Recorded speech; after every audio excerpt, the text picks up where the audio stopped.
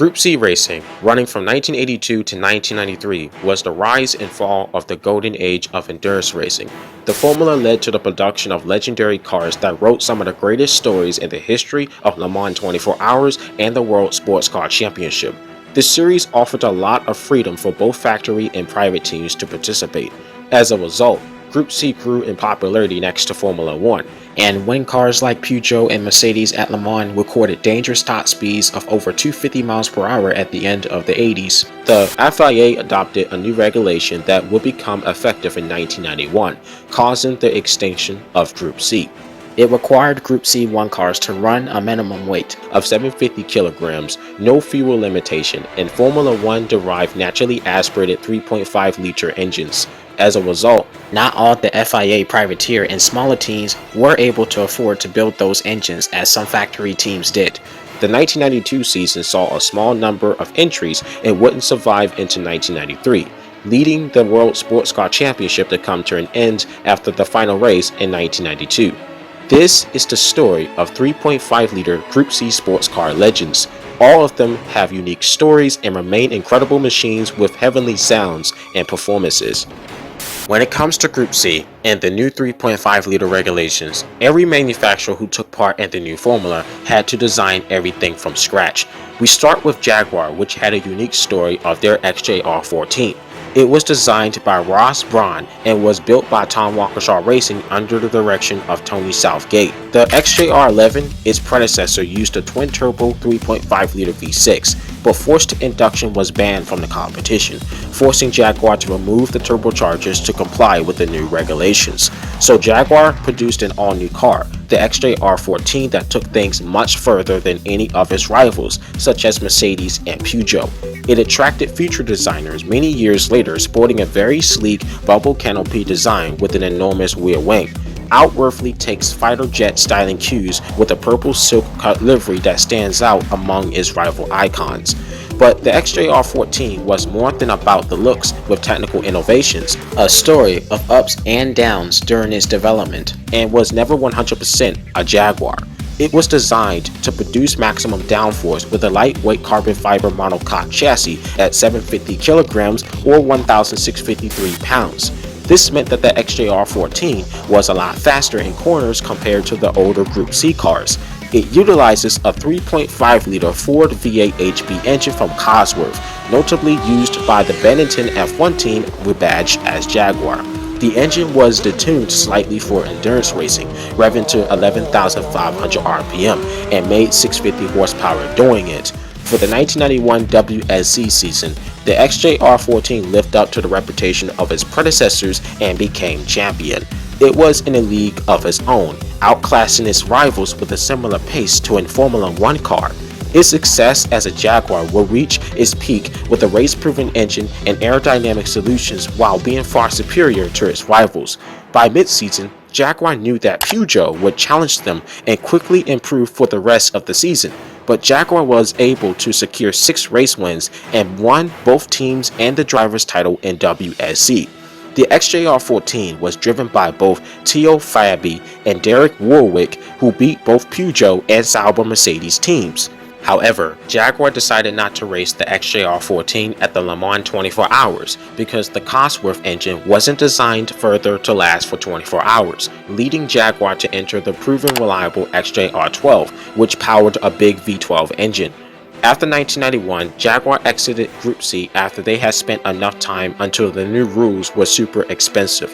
In 1992, TWR took the XJR14 to compete in IMSA, and was unable to beat the top challengers from Toyota and Nissan, and retired without success as the last big cat Jaguar prototype.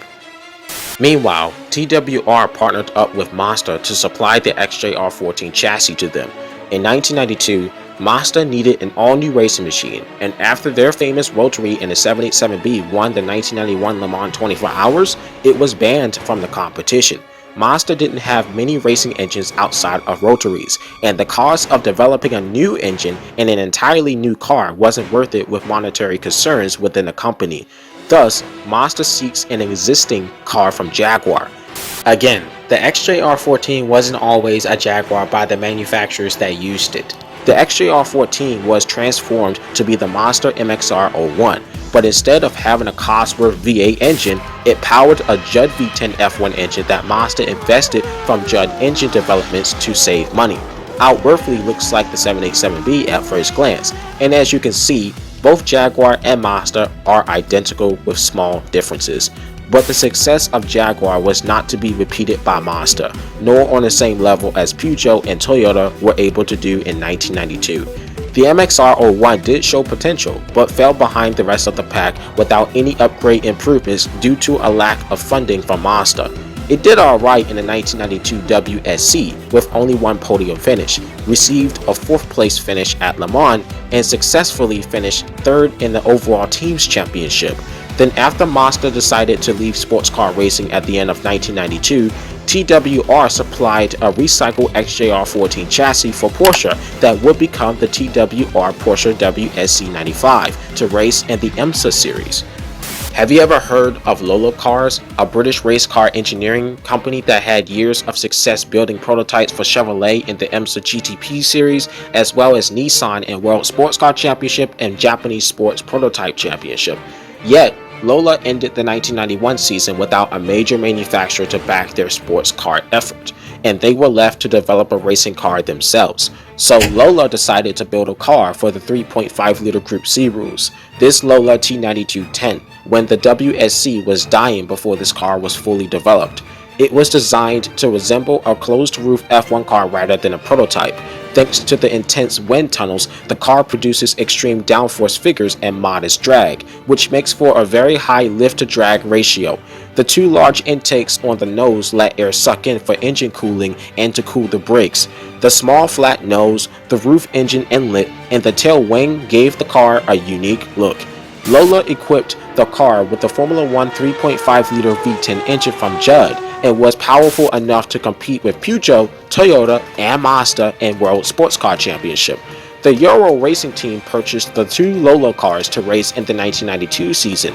Perhaps Euro Racing would be one of the few private teams in the championship. However, when the 1992 season got underway, it was a disaster for the team with their Lola car, as the car did not have reliability race after race. It suffered from mechanical problems with the gearbox and once got disqualified for using an illegal fuel compound.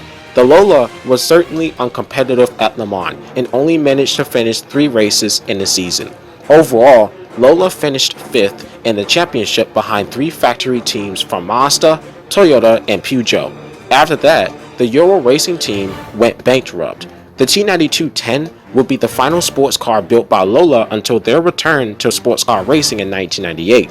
Although it had a disastrous career, this car remains one of the coolest looking Group C prototypes with an amazing soundtrack. The next legend that's worth going over is the Sauber Mercedes C291, which competed in the new 3.5-liter era. This beast was completely different from the old C9 and C11, yet outwardly looks like its predecessors with a whole new engine. Mercedes had to redesign an all-new purpose-built racing engine to replace the turbocharged V8 found in the C9 and C11. They laid out an unusual 3.5-liter flat 12 engine with 4 valve heads and fuel injection running alongside the 12-cylinder heads, capable of 650 horsepower and revving at an astonishing 13,000 RPM. That's what separates the flat 12 engine from the V8s and V10s used in the Jaguar and Peugeot. The C291 featured a low drag rear wing and no front wing, resulting in a higher top speed but slower in the corners than the Jaguar and Peugeot. Mercedes dominated twice in the 1989 and 1990 World Sports Car Championship, with both the C9 and C11 alongside it. For the 1991 season, the C291 didn't prove as successful, but not as a complete failure. Sauber showed how much confidence the team had in its new C291 design, with better aerodynamic efficiency thanks to the front 2 air tunnels. 2 teams campaigned both the C291 and the old C11 at the same time. The C11 was in the hands of Jen Lewis and Johann Mass, while the C291 was handled by Mike Schumacher and Karl Wendlinger. In the first 2 races of the 1991 season, the C291 failed to finish while the C11 finished 2nd and 3rd. By the 3rd race, the C291 scored a 2nd place finish ahead of the C11 for the first time. but the C291 would not race at Le Mans because its reliability went downhill since its racing debut, and the stronger C11s raced instead. After Le Mans, Sauber Mercedes ditched the C11 because the C291 had been developed enough to compete on its own. From then, misfortunes plagued the car to finish the next 3 races in a row. Mercedes sought to turn up their fortunes and surprisingly earned only 1 overall victory at the final race after dealing with serious engine problems for most of the season. Mercedes already started developing the C292 project for the 1992 season. Unfortunately, Mercedes decided to cancel the project and retire from sports car racing temporarily to focus on Formula 1 in 1993. Thus, the C292 was never tested or raced, and only a few were built by Sauber sitting in a museum. In November 1988, Peugeot Talbot Sport announced the launch of the 905 projects to compete in the 1991 World Sports Car Championship using the new rules. Technically advanced, the 905 used a carbon fiber monocoque shell and a 3.5-liter V10 engine that was similar to F1 engines at the time. The initial 905 from 1990 made its racing debut in the final 2 races of the 1990 season to rehearse the first full season in 1991. Although the car was quicker than the panelized Group C cars that were allowed to race, Peugeot suffered some performance and reliability issues, but more crucially for the 905, it was slower than the Jaguar XJR14 that was able to match the lap times of most Formula 1 cars. Peugeot was able to obtain 3 race wins and get second place behind Jaguar in the 1991 Teams Championship. When 2 905s entered the 1991 Le Mans 24 Hours, the team had to retire both cars after the first 4 hours of the race due to engine troubles. The Peugeot 905B Evo 1 came around for the 1992 season, outwardly similar to the previous car, but radically different with better aerodynamics, better performance, and overall a great machine.